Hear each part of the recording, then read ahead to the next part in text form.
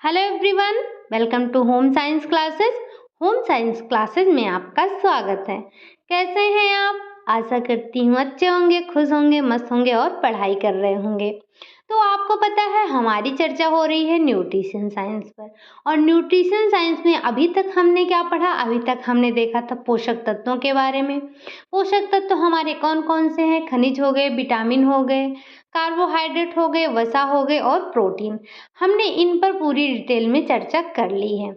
और आज का जो हमारा टॉपिक है, आज हम देखेंगे भोज्य पदार्थों का वर्गीकरण, क्लासिफिकेशन ऑफ फूड। हम देखेंगे कि ये जो हमारे भोज्य पदार्थ होते हैं वो इन्हें कितने वर्गों में विभाजित किया गया है। तो सबसे पहले देख लेते हैं, भोज्य पदार्थ जो होते हैं हमारे, उनको कई भागों में विभाजित किया गया है।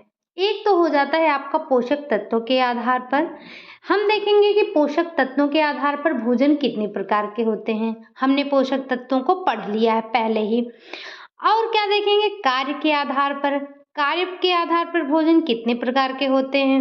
नस्वरता के आधार पर जो भोजन है हमारा, इनको हमने 5 भागों में बांटा है। एक तो हो गया आपका पोषक तत्वों के आधार पर, कार्य के आधार पर, नश्वरता के आधार पर, उद्गम के आधार पर और रासायनिक प्रकृति के आधार पर। ये तो हमारे हो जाते हैं 5 मुख्य भाग इसके, किसके? भोज्य पदार्थ के। तो ये जो आपके 5 मुख्य भोज्य पदार्थ हैं, ये जो 5 वर्ग हैं, इन पांचों को भी अलग अलग वर्गों में विभाजित किया गया है। तो सबसे पहले हम देखते हैं कि जो हमारे पोषक तत्व हैं, पोषक तत्वों के आधार पर इन्हें कितने भागों में बांटा गया है, इनको कितने भागों में विभाजित किया गया है। तो सबसे पहले आपका आ जाता है, जो पहला भोज्य पदार्थ है आपका पोषक तत्व के आधार पर, वो है कार्बोज युक्त भोज्य पदार्थ। कार्बोज के बारे में आपने डिटेल में पढ़ लिया है, तो इसे हमें बहुत ज़्यादा पढ़ने की ज़रूरत नहीं है। इसीलिए आप में से एक लोग ने बोला था कि जो है भोजन का वर्गीकरण करवा दीजिए, लेकिन जब हम पहले पोषक तत्वों को पूरा पढ़ लिए हैं तो ये हमारे लिए और आसान हो जाएगा। तो कार्बोज युक्त भोज्य पदार्थ, जो कार्बोज युक्त भोज्य पदार्थ होता है, वो 2 पोषक तत्व होते हैं। इसमें 2 प्रकार के होते हैं। कौन कौन से? एक तो हो जाता है श्वेतसार और एक हो जाता है शर्करा। मतलब कि जो हमारा कार्बोज होता है यह 2 प्रकार का होता है, एक श्वेतसार हो जाता है और एक हो जाता है शर्करा। तो श्वेतसार, जो हमारा श्वेतसार युक्त भोज्य पदार्थ होता है, उसमें क्या क्या आ जाता है, ये पॉइंट आपको यहाँ से ध्यान रखना है। क्या? कि जो चावल है, साबूदाना हो गया, गेहूं हो गया, मक्का हो गया, ज्वार हो गया, बाजरा हो गया, आलू हो गया, शकरकंद हो गया, अरबी हो गया, ये सब, राई हो गया, ये सब क्या होते हैं? ये सब आपके श्वेतसार युक्त भोज्य पदार्थ होते हैं। और दूसरा क्या होता है? तो दूसरा आपका होता है शर्करा युक्त भोज्य पदार्थ। इस भोज्य पदार्थ में क्या क्या शामिल होता है? तो इसमें आ जाता है आपका चीनी, गुड़, शहद, मिठाई, मुरब्बा, जैम, जेली, ये सब क्या होते हैं? ये सब आपके शर्करा युक्त भोज्य पदार्थ होते हैं। तो जो आपके पोषक तत्वों के आधार पर विभाजित किया जाता है, उसमें सबसे पहला क्या आ जाता है? तो उसमें सबसे पहला आ जाता है आपका कार्बोज युक्त भोज्य पदार्थ। यह भी 2 प्रकार का होता है, एक होता है श्वेतसार और दूसरा होता है आपका शर्करा युक्त। इनके एग्जाम्पल को आपको ध्यान रखना है। अब आगे इसी पोषक तत्व में और क्या आ जाता है? तो आपको पता है कि आपके जो पोषक तत्व हैं वो 5 होते हैं। कौन कौन से? एक तो आपका हो जाता है कार्बोज, वसा, प्रोटीन, खनिज लवण, विटामिन। तो इन्हीं के आधार पर बांटा गया है इनको। और दूसरा क्या आ जाता है आपका? दूसरा आ जाता है प्रोटीन युक्त भोज्य पदार्थ। प्रोटीन युक्त भोज्य पदार्थ जो होते हैं वो कौन कौन से होते हैं आपके? वो उसमें सब जो प्रोटीन पाए जाते हैं, यह भी 2 क्षेत्रों से प्राप्त होते हैं। आपको 2 प्रकार के होते हैं, एक तो आपको मिलता है प्राणिज जगत से और एक आपको मिलता है वानस्पतिक जगत से। तो आपको पता है कि प्राणिज जगत में आपको जो प्रोटीन मिलता है वो उच्च कोटि का होता है। आपने जैसे अंडा हो गया, दूध हो गया, मांस हो गया, मछली हो गया, इन सब से क्या मिलता है? प्रोटीन मिलता है आपका। यकृत हो गया, ये सब आपके कौन होते हैं? ये होते हैं आपके प्राणिज जगत के प्रोटीन जो होते हैं। और दूसरा क्या आ जाता है? दूसरा हो जाता है आपका इसी में वानस्पतिक जगत का। तो वानस्पतिक जगत में कौन कौन सा भोज्य पदार्थ होता है जिससे आपको प्रोटीन मिलता है? तो एक ये तो हो जाता है, जैसे गेहूं हो गए, दालें हो गई, सूखे मेवे हो गए, सोयाबीन हो गया, आलू हो गया, गाजर हो गया, शलजम हो गए, मेवे हो गए, मूँगफली हो गया, नारियल हो गया, इन सब से क्या मिलता है? इन सब से भी आपको प्रोटीन मिलता है। तो ये क्या हो गया, आपको प्रोटीन भी 2 जगह से मिलता है। कहाँ-कहाँ से? तो एक आपको मिलता है प्राणिज जगत से और एक मिलता है आपका कहाँ से? वानस्पतिक जगत से। ये हो गए आपके प्रोटीन के बारे में। अब हमें क्या देखना है? अब हम देखते हैं जो हमारे वसायुक्त भोज्य पदार्थ होते हैं, वो कौन-कौन से होते हैं।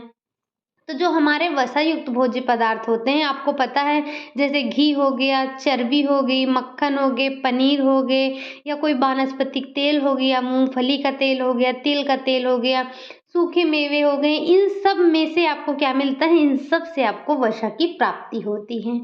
और खनिज लवण युक्त भोज्य पदार्थ कौन से होते हैं? अभी-अभी हमने इससे पहले खनिज लवण के बारे में पढ़ा था कि खनिज लवण क्या होते हैं, किसमें पाए जाते हैं, इनके कार्य क्या होते हैं। तो जो खनिज लवण होते हैं किसमें पाए जाते हैं? तो मांसल मछली जो हो गए, अंडे हो गए, यकृत हो गया, दूध हो गया और अनाज भी हो जाता है, सेम, मटर, तिलहन, इन सब से क्या होता है? इन सब से आपको खनिज लवण युक्त भोज्य पदार्थ प्राप्त होते हैं। और अगला आ जाता है आपका विटामिन युक्त भोज्य पदार्थ, जो हमारे पोषक तत्वों के आधार पर भोजन को वर्गीकरण किया गया है। इसमें एक आता है आपका विटामिन युक्त भोज्य पदार्थ। हमने सारे विटामिन पर चर्चा किया था, चाहे वो वसा में घुलनशील विटामिन हो, चाहे वो जल में घुलनशील विटामिन हो। तो विटामिन किसमें किसमें मिलता है? तो ये हो गया मांस, मछली, यकृत, साग सब्जी हो गई, जो हरी साग सब्जियां होती हैं उसमें, रसदार फल हो गए, आंवला हो गया, सूखे मेवे हो गए, दूध हो गया, इन सब में क्या पाया जाता है? इन सब में आपको विटामिन मिलता है। तो ये था हमारा जो है पोषक तत्वों के आधार पर वर्गीकरण। तो पोषक तत्वों के आधार पर कितने वर्गीकरण किए थे हमने? 5 किए थे। एक तो आपने देखा कार्बोज युक्त भोज्य पदार्थ, दूसरा वसा युक्त या प्रोटीन युक्त भोज्य पदार्थ, वसा युक्त भोज्य पदार्थ, खनिज लवण युक्त भोज्य पदार्थ और विटामिन युक्त भोज्य पदार्थ। हमने इन सारे पोषक तत्वों के बारे में डिटेल में चर्चा कर लिया है। तो बस हमें यहाँ से इनके वर्गीकरण को ही ध्यान में रखना है। आगे हम देख लेते हैं दूसरा क्या आ जाता है हमारा। दूसरा आ जाता है कार्य के आधार पर भोज्य पदार्थों का वर्गीकरण। कार्य के आधार पर कौन कौन से वर्गीकरण हो सकते हैं? तो एक तो आपका हो जाता है शरीर निर्माण भोज्य पदार्थ। शरीर निर्माण भोज्य पदार्थ का मतलब इन पदार्थों में वे तत्व पाए जाते हैं जिनमें पर्याप्त मात्रा में शरीर का निर्माण करने व शरीर के ऊतकों में होने वाले टूट फूट की मरम्मत करने की क्षमता होती है। ऐसे भोज्य पदार्थ इसमें पाए जाते हैं। तो ऐसे भोज्य पदार्थ के अंतर्गत हम किस किस चीज को ध्यान में रख सकते हैं? जैसे आ जाता हमारा दूध आ गया, ये दूध से बना कोई भी भोज्य पदार्थ हो जाता है। मांस हो गया, मछली हो गया, अंडा हो गया, इन सब में जो है बहुत अच्छे जो है शरीर निर्माणक भोज्य पदार्थ पाए जाते हैं। इनके अतिरिक्त भी हम देख सकते हैं जो हमारे वानस्पतिक जगत में आते हैं, जैसे दालें हो गई, चना हो गया, सोयाबीन हो गया, मटर हो गया, मूंगफली हो गया और तिलहन हो गया, अनाज हो गए, इन सब में जो भी तत्व पाए जाते हैं वो हमारे शरीर निर्माणक तत्व होते हैं। और दूसरा क्या आ जाता है कार्य के आधार पर? ऊर्जा प्रदान करने वाले तत्व। तो ऊर्जा प्रदान करने वाले तत्व कौन से होते हैं? जो हमारे शरीर को ऊर्जा प्रदान करते हैं। इसमें क्या आ जाता है? इसमें आपके सभी प्रकार के अनाज आ जाते हैं, शक्कर आ जाते हैं, गुड़ आ जाता है, शहद आ जाता है, श्वेत सार युक्त फल आ जाते हैं, तेल आ गया, घी आ गया। इन सब को किस में रखा गया है? तो इन सब को रखा गया है ऊर्जा देने वाले तत्वों में रखा गया है। जो आपके ऊर्जा देने वाले भोज्य पदार्थ होते हैं ये सब होते हैं। अगला आपका आ जाता है सुरक्षात्मक भोज्य पदार्थ। तो सुरक्षात्मक भोज्य पदार्थ कौन कौन से होते हैं? इसमें उन जो है भोज्य पदार्थों को सम्मिलित किया जाता है जो आपके शरीर को सुरक्षा प्रदान करते हैं। इसमें सभी पोषक तत्व वही आते हैं जो आपके शरीर को रोगों से बचाते हैं। इनकी संख्या अधिक होती है, इनकी हमारे शरीर में इनकी अधिक आवश्यकता होती है हमारे शरीर में। किसकी? जो हमारे रोगों से रक्षा करते हैं। ये प्रायः प्रकृति से ही आपको भोज्य पदार्थ पाए जाते हैं। इसमें जो होते हैं सुरक्षात्मक पोषक तत्व होते हैं, ठीक। तो इसमें आपको कौन कौन से ध्यान रखने हैं, तो जो आपके सर्वोत्तम किस्म के भोज्य पदार्थ होते हैं सुरक्षा प्रदान करने वाले, उसमें सबसे पहले आपका आ जाता है हरी पत्तेदार साग सब्जियाँ आ जाती हैं, ताजे फल आ जाते हैं, दूध दूध, अंडा, मांस, मछली, यकृत, ये सब क्या होते हैं, ये सब आपके सुरक्षा प्रदान करने वाले भोज्य पदार्थ होते हैं।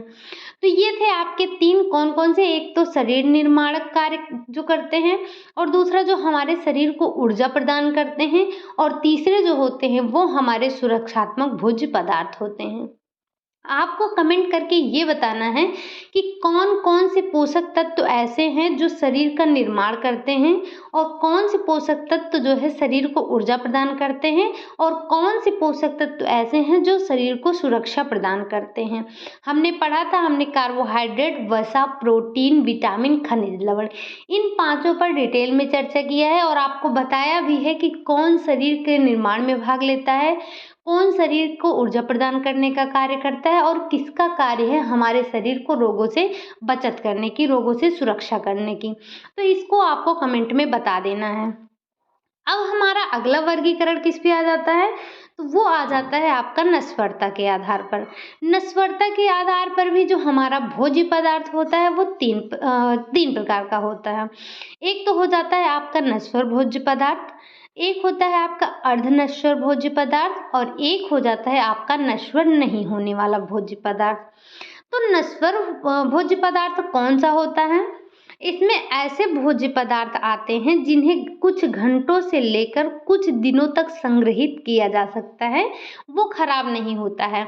मतलब ऐसा भोज्य पदार्थ जिसे आप कुछ घंटों से लेकर 2 दिनों तक, कुछ ही दिनों तक, 2 दिन, 1 दिन, ऐसे कुछ दिनों तक ही संग्रहित कर सकते हैं, और वो खराब नहीं होगा। तो ऐसे क्या हो जाते हैं, ऐसे भोज्य पदार्थ आपके नश्वर भोज्य पदार्थ होते हैं। मतलब अगर आप इनको 1 दिन, 2 दिन से ज़्यादा या 3 दिन से ज़्यादा रख देते हैं तो ये खराब हो जाएंगे। तो ऐसे भोज्य पदार्थ को नश्वर भोज्य पदार्थ में सम्मिलित किया गया है, जिन्हें कुछ घंटों से लेकर कुछ दिनों तक, मतलब कि 1 दिन या 2 दिन, इससे ज़्यादा आप दिनों में इनकी गिनती नहीं कर सकते हैं, करके रखा जाए तो खराब नहीं होते हैं। उनके स्वाद, रंग, सुगंध आदि में परिवर्तन नहीं आता है। मतलब अगर ज़्यादा दिन तक आप रखेंगे तो परिवर्तन आ जाएगा, ये खराब होना है। अगर आप इनको ज़्यादा दिन तक रखेंगे तो खराब हो जाएगा, मतलब 2 दिन से ज़्यादा रखेंगे तो खराब हो जाएगा। इनके स्वाद में, इनके सुगंध में, इन सब में परिवर्तन आ जाएगा। उदाहरण के लिए हम क्या देख सकते हैं, तो उदाहरण के लिए जो है, सबसे पहले तो आप दूध को ले लीजिए। अगर दूध को आप ज़्यादा दिन तक रखते हैं, 2 दिन, 1 दिन, 2 दिन रखते हैं, अगर आप 2 दिन भी दूध को रखते हैं या 1 दिन ही रखते हैं, तो उसको आप कैसे सुरक्षित रख पाएंगे। उसको तापक्रम में संग्रहित करना पड़ेगा, नमी वाले स्थान पर रखना पड़ेगा, तो उसको मतलब ऐसे संग्रहित करना पड़ेगा किसी तरह से। आप उसको रेफ्रिजरेटर में रखेंगे, उसको बार बार गर्म करेंगे, तो इस प्रकार से आप उसे बचा सकते हैं, नहीं तो वह सड़ने लगेगा। तो ऐसे भोज्य पदार्थ जिन्हें हम कुछ दिनों तक ही संग्रहित कर सकते हैं, वो भी सिर्फ ऐसे ही नहीं कि हमने उसको उठाकर रख दिया, 2 दिन तक बचा रह जाएगा। अगर आपने दूध एक रख दिया है और गर्म, उसे बार बार गर्म नहीं कर रहे हैं, तो वो 2 दिन तक नहीं चलने वाला है। तो ये क्या होते हैं, ये आपके होते हैं नश्वर। इसमें उदाहरण कौन सा आ जाता है, तो इसमें आ जाता है दूध, दही, छाछ, पनीर, मांस, मछली, हरे पत्तेदार सब्जी, ये सब आ जाते हैं आपके नश्वर भोज्य पदार्थ में।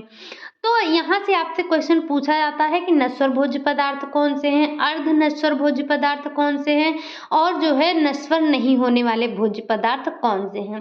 तो आपको बस यही याद रखना है कि जो 1 से 2 दिन तक या 1 से कुछ दिन तक संग्रहित रखा जाता है और वो खराब हो जाएं, अगर वो खराब हो जाएं, उनके स्वाद में, उनके रंग में परिवर्तन आ जाए, तो वो नश्वर भोज्य पदार्थ कहलाते हैं। इसमें सबसे अच्छा एग्जाम्पल आपको याद रखना है दूध का, क्योंकि आप अगर दूध रख देंगे 1 दिन से ज़्यादा तो वो खराब हो जाएगा। उसको 1 दिन या 2 दिन भी रखने के लिए, संग्रहित करने के लिए आपको किसी न किसी जैसे तापक्रम पर उसको संग्रहित करना पड़ेगा। चाहे उसको आप ठंडे में रखें, नमी युक्त जगहों पर रखें, या फिर आप उसको बार बार गर्म करते रहें।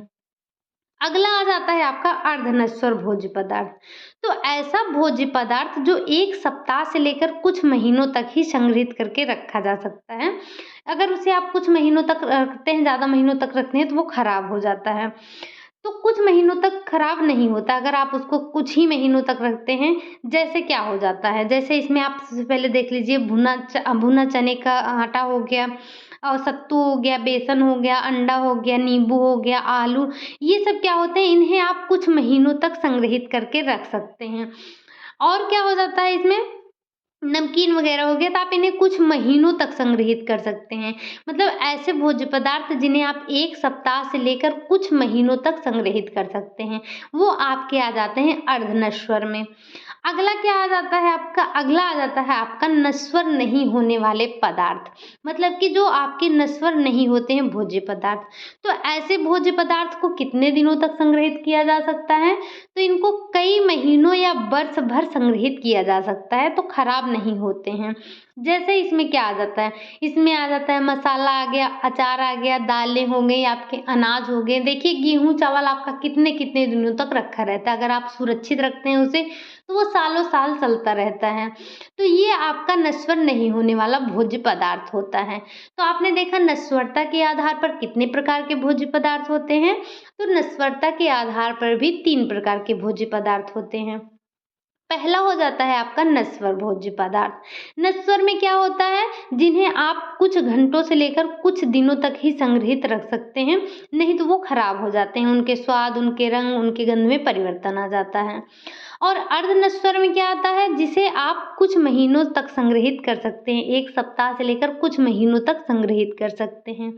और नश्वर नहीं होने वाला भोज्य पदार्थ क्या आ जाता है, तो जिसे आप कुछ महीनों से लेकर कई महीनों से लेकर उसे कई साल भर तक संग्रहित कर सकते हैं, मतलब कई महीनों से लेकर साल भर तक उसे संग्रहित कर सकते हैं और वो खराब नहीं होते हैं। उदाहरण के लिए आपको याद रखना है, जो हमारे घर में अनाज होते हैं, दाल चावल मसाले ये सब होते हैं, इन्हें हम साल भर तक यूज करते हैं, साल भर तक हम इनका उपयोग करते हैं, ये खराब नहीं होते हैं। तो ये हमने क्या क्या देख लिया, हमने अभी तक देख लिया पोषक तत्व के आधार पर, कार्य के आधार पर और नश्वरता के आधार पर देख लिए भोज्य पदार्थ कौन कौन से होते हैं। अब हम देख लेते हैं कि जो हमारे उद्गम के आधार पर भोज्य पदार्थ कितने प्रकार के होते हैं। तो उद्गम के आधार पर भी आपके भोज्य पदार्थ 2 प्रकार के होते हैं। कौन कौन से, एक तो आपका हो जाता है जंतु जगत का भोज्य पदार्थ और दूसरा हो जाता है वानस्पतिक भोज्य पदार्थ। तो जंतु जगत का भोज्य पदार्थ आपको समझ में आ रहा होगा कि जो हमें जंतु जगत से प्राप्त होता है, वो होता है आपका जंतु जगत से प्राप्त होने वाला भोज्य पदार्थ, जिसे हम कहते हैं जांतव भोज्य पदार्थ भी कहते हैं। इसमें क्या क्या आपका आ सकता है, जैसे दूध हो गया, अंडा हो गया, मांस हो गई, मछली हो गई, ये सब क्या होते हैं, ये सारे भोज्य पदार्थ जो होते हैं ये सभी आपके प्राणिज भोज्य पदार्थ या जांतव भोज्य पदार्थ होते हैं। और जो ये इस श्रेणी के जो आपके भोज्य पदार्थ होते हैं, इसमें प्रोटीन अच्छी क्वालिटी की पाई जाती है। इसका जो प्रोटीन होता है वो उच्च प्रोटीन होता है और सभी प्रकार के इसमें सभी प्रकार के खनिज लवण भी पाए जाते हैं। जो आपका जंतु जगत से प्राप्त भोजन होता है उसमें जो प्रोटीन पाई जाती है वो उच्च कोटि की होती है और इसमें जो सभी प्रकार के खनिज लवण होते हैं वो भी पाए जाते हैं। अगला आ जाता है आपका वानस्पतिक जगत से प्राप्त भोजन। अब वानस्पतिक जगत से प्राप्त भोजन कौन कौन सा होता है, जैसे जो भोजन आपको वनस्पति से प्राप्त होता है वो आपके हो जाते हैं वानस्पतिक भोज्य पदार्थ। इसमें क्या क्या आ जाता है, तो इसमें आपके आ जाती हैं अनाज आ जाते हैं, दालें आ जाती हैं, हरी पत्तेदार सब्जियां आ जाती हैं, पीले फल हो गए, सभी प्रकार के फल हो जाते हैं, आलू हो गया, प्याज हो गया, शकरकंद हो गया, ये सब क्या होते हैं, ये सभी भोज्य पदार्थ जो होते हैं आपके वानस्पतिक जगत के होते हैं। और ये सभी पदार्थ सभी पौष्टिक तत्वों जैसे क्या, कार्बोज हो गया, वसा हो गया, प्रोटीन हो गया, खनिज लवण हो गया, विटामिन हो गया, इन सब से युक्त होते हैं, मतलब ये सब इसमें पाए जाते हैं और मनुष्य को जीवित रहने के लिए इसकी बहुत ही आवश्यकता होती है। वानस्पतिक जगत से जो आपके भोज्य पदार्थ प्राप्त होते हैं, तो ये था हमारा उद्गम के आधार पर भोज्य पदार्थ का वर्गीकरण जो 2 प्रकार था। अब हमारा लास्ट आ जाता है आपका रासायनिक प्रकृति के आधार पर भोज्य पदार्थों का वर्गीकरण। तो रासायनिक प्रकृति के आधार पर भोज्य पदार्थों को कितने भागों में बांटा गया है, तो वो बांटा गया है आपको दो भागों में। कौन कौन सा? एक तो आपका हो जाता है कार्बनिक भोज्य पदार्थ, मतलब जो कार्बोज हो गया, वसा हो गया, प्रोटीन, विटामिन, कार्बनिक पदार्थ होते हैं। कौन कौन से? ये जो आपके कार्बोज हो गया, वसा हो गया, प्रोटीन हो गया, विटामिन हो गया, ये आपके क्या होते हैं? ये होते हैं कार्बनिक भोज्य पदार्थ। इसमें carbon, hydrogen, oxygen, nitrogen, sulphur ये सब पाए जाते हैं। और अगर इन्हें जलाया जाता है तो अगर आप इन्हें जला देते हैं तो जलाने के बाद ये आपको कुछ नहीं मिलता है। इन भोज्य पदार्थों में विद्यमान रासायनिक ऊर्जा को शरीर के यांत्रिक ऊर्जा में बदलकर उपयोग करते हैं। जो इस भोज्य पदार्थ में रासायनिक ऊर्जा को बदलने के अंग, जो आपके शरीर के अंग होते हैं, ये आंतरिक ऊर्जा में बदलकर इसका उपयोग करते हैं। किसका? जो आपके कार्बनिक तत्व होते हैं। ठीक, तो कार्बनिक तत्व आपका कौन कौन से हो जाता है? तो कार्बनिक तत्व में आपका आ जाता है कार्बोज, वसा, प्रोटीन, विटामिन, ये आ जाते हैं आपके कार्बनिक भोज्य पदार्थ में। और इसमें क्या आया? कार्बन आया, हाइड्रोजन आया, और ऑक्सीजन आया, नाइट्रोजन आया, सल्फर आया, ये सब आते हैं। तो ये हो जाते हैं आपके कार्बनिक भोज्य पदार्थ। अब अगला क्या आ जाता है? अगला आ जाता है अकार्बनिक भोज्य पदार्थ, जो आपका रासायनिक प्रकृति के आधार पर होता है, उसमें कार्बनिक और अकार्बनिक होता है। अब आ जाता है आपका अकार्बनिक भोज्य पदार्थ। तो अकार्बनिक भोज्य पदार्थ में क्या? खनिज लवण अकार्बनिक रासायनिक तत्व होते हैं। इन्हें क्या कहते हैं? इन्हें राख या ऐश कहते हैं। ये पॉइंट आपको ध्यान रखना है कि क्या बोलते हैं इसको? ऐश बोलते हैं या राख बोलते हैं, क्योंकि इन्हें जलाने के बाद कुछ शेष बचता है, वह अकार्बनिक तत्व ही होता है। इन अकार्बनिक तत्वों में रासायनिक निर्माणात्मक, शरीर निर्माणात्मक, सुरक्षात्मक, नियंत्रणात्मक व नियमन की अभूतपूर्व क्षमता होती है। मतलब ये आपके शरीर में निर्माण भी करते हैं, सुरक्षा करते हैं, नियंत्रित करते हैं और नियमित भी करते हैं। इन सारी क्षमताएं किसमें पाई जाती हैं? तो ये अकार्बनिक भोज्य पदार्थ में पाई जाती हैं। यह शरीर को रोगों से बचाते हैं। तो आपको पता है जो हमारे खनिज लवण होते हैं वो आपके शरीर को रोगों से रक्षा करते हैं। इसमें क्या क्या आ जाता है? तो इसमें आ जाता है कैल्शियम, लोहा, मैग्नीशियम, तांबा, ये सब पाए जाते हैं। खनिज लवण इन सब में, ये सब हमारे खनिज लवण होते हैं। तो ये था हमारा भोज्य पदार्थों का वर्गीकरण। कौन कौन से थे हमारे? तो हमने देखा हमारे जो भोज्य पदार्थ थे हमने उनको 5 भागों में बांटा था। कौन कौन से? एक तो आपका हो गया कौन सा? पोषक तत्वों के आधार पर। दूसरा हो गया आपका ये कार्य के आधार पर। तीसरा हो गया आपका नश्वरता के आधार पर। और चौथा हो गया उद्गम के आधार पर। पांचवा हो गया आपका रासायनिक प्रकृति के आधार पर। तो आपको पता है कि जब हमने इनको 5 वर्गों में विभाजित किया तो ये जो हमारे 5 वर्ग हैं हमने इनको भी और कई वर्गों में विभाजित किया। जैसे जो हमारे पोषक तत्व थे उनको हमने 5 के आधार पर वर्गीकृत किया। वो कौन कौन से? एक तो आपका हो गया कार्बोज युक्त भोज्य पदार्थ, और एक हो गया आपका प्रोटीन युक्त, विटामिन युक्त और खनिज लवण युक्त। ये सब थे आपके जो है पोषक तत्व के आधार पर। और दूसरा था आपका कार्य के आधार पर। तो एक था आपका शरीर निर्माणक भोज्य पदार्थ, एक था ऊर्जा देने वाला और एक था सुरक्षा प्रदान करने वाला। आपको कमेंट करके बताना है कि कौन कौन से पोषक तत्व आपके शरीर का निर्माण करते हैं, कौन से पोषक तत्व का ऊर्जा देने का कार्य है और कौन से पोषक तत्व का कार्य है आपके शरीर की सुरक्षा करना या रोगों से रक्षा करना। ये क्वेश्चन आपको बताना है। अगला आ गया आपका नश्वरता के आधार पर। नश्वरता के आधार पर हमने 3 देखा।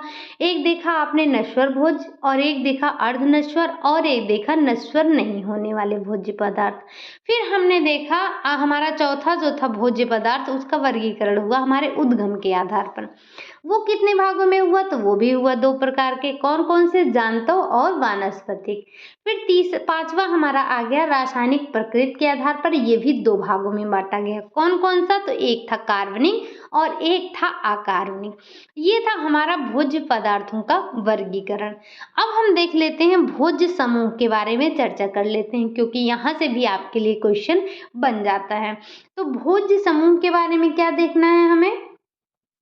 तो पोषण की आवश्यकता को देखते हुए सन 1944 में दैनिक आहार तालिका तैयार किया गया। कब जो है आहार तालिका तैयार किया गया? तो 1944 में दैनिक आहार तालिका तैयार किया गया। ये पॉइंट आपको ध्यान रखना है। अगला पॉइंट आपको क्या ध्यान रखना है कि कृषि विभाग संयुक्त राज्य अमेरिका द्वारा सन 1964 में 11 आधारभूत भोज्य समूहों को वर्गीकृत किया गया। कितने को? 11। किसके द्वारा? कृषि विभाग संयुक्त राज्य अमेरिका के द्वारा। कितने भोज्य पदार्थों में? 11।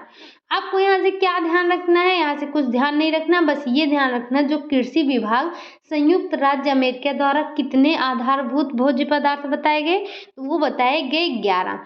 क्या? जैसे एक हो गया दूध, दूध से बनने वाले भोज्य पदार्थ हो गया, मांस मछली हो गया, अंडे हो गए, सूखे फलियां हो गई, और क्या हो गया सभी। 5वां था आपका सभी प्रकार के अनाज हो गए। 6ठा था आपका खट्टे फल को इन्होंने अलग रखा, हरी पत्तेदार सब्जियों को अलग रखा, फिर जड़ वाली जो सब्जियां थी उनको अलग रखा, फिर इन्होंने वसा युक्त भोज्य पदार्थ को अलग रखा, कार्बोज युक्त भोज्य पदार्थ को भी अलग रखा। तो इस प्रकार से इन्होंने जो है 11 वर्गों में विभाजित किया। लेकिन क्वेश्चन आपसे जो डिटेल में पूछा जाता है वो यहाँ से पूछा जाता है। बस आपको यहाँ से पहले वाले से ये याद रखना था कि आहार तालिका कब तैयार की गई, तो 1944 में दैनिक आहार तालिका तैयार की गई। और अगला क्या ध्यान रखना है? अगला ध्यान रखना है जो कृषि विभाग संयुक्त राज्य अमेरिका द्वारा जो इसका भोज्य पदार्थ का भोज्य समूह दिया गया था वो कितने वर्गों में वर्गीकृत किया गया था? तो वो किया गया था 11 वर्गों में वर्गीकृत। अब आपको ध्यान जो रखना है डिटेल में ये याद रखना है कि ICMR द्वारा प्रस्तावित 5 आधारभूत भोज्य समूह। तो आपको क्या ध्यान रखना है कि ICMR द्वारा कितने भोज्य समूह बताए गए थे? तो वो बताए गए थे आपके 5। 5 कौन कौन से? एक तो इसमें आ जाता है आपका, पहले हमने इसे, एक तो आपका हो गया भोज्य समूह और दूसरा हो गया इन भोज्य समूहों से कौन सा पोषक तत्व पाया जाता है, ये आपको ध्यान रखना है। तो कौन सा भोज्य समूह है? सबसे पहला आ जाता है सभी प्रकार के अनाज। जो आपके सभी प्रकार के अनाज होते हैं इनमें क्या पाया जाता है? इनमें कार्बोज पाया जाता है। पोषक तत्व कौन सा पाया जाता है? तो जो सभी प्रकार के अनाज होते हैं उसमें पोषक तत्व कार्बोज पाया जाता है। अगला आ जाता है दूध व दूध से बने भोज्य पदार्थ। इसमें क्या पोषक तत्व कौन सा पाया जाता है? तो इसमें जो पोषक तत्व पाया जाता है उसमें प्रोटीन होता है, खनिज लवण होता है और विटामिन होता है। अगला क्या इन्होंने अगला वर्ग जो रखा उसमें हरी साग सब्जियों को रखा और फल को रखा।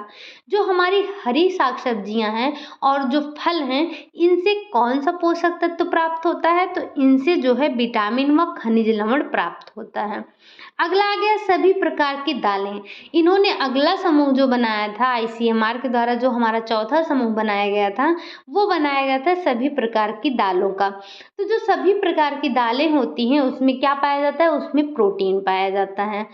अगला जो इन्होंने 5वां ग्रुप बनाया था, 5वां समूह जो था इनका वो था जैसे शक्कर हो गया, गुड़ हो गया, वसा हो गया।